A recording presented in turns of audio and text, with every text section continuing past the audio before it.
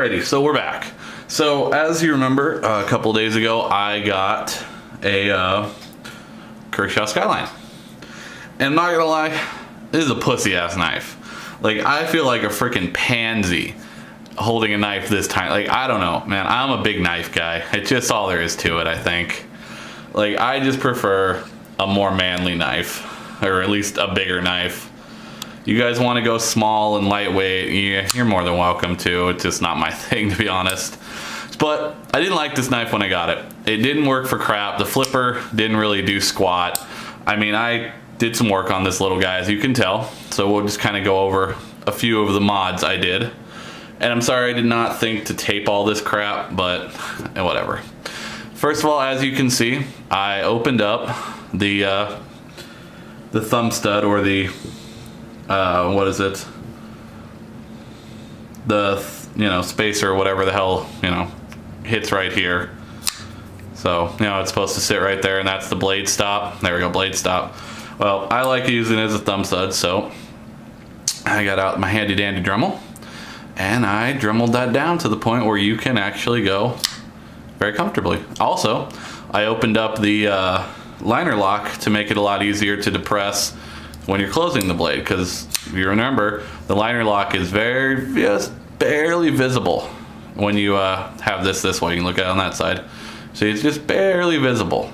So open that up, makes it a lot easier to close. Also, as you can tell, added a little bit of jimping.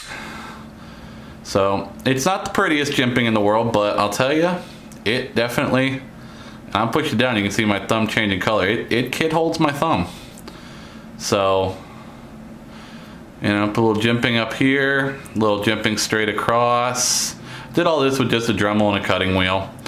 And then, as you can tell on the flipper, added a little jimping on the flipper there. So now the flipper works like a charm. The thumb stud works like a charm, or blade stop there. So I just think all in all, this knife works a lot better for me functionally like this than it does the way it came out of the box. And I'm not gonna lie, guys, I had to take this entire knife apart. I cleaned the bronze or phosphor bronze washers that it comes with. I oiled it. I had to adjust the pivot screw several times to get it to a point where there was no blade play up or down, but it would deploy nicely with the flipper and the thumb stud. I mean, all in all, it's a nice little knife, but that's exactly what it is. It's a little knife. I don't know, something about me, I like bigger knives. Like, I can deal with a 5 or 6 or 7 ounce knife because it feels better in my hand, and I don't know, I prefer it.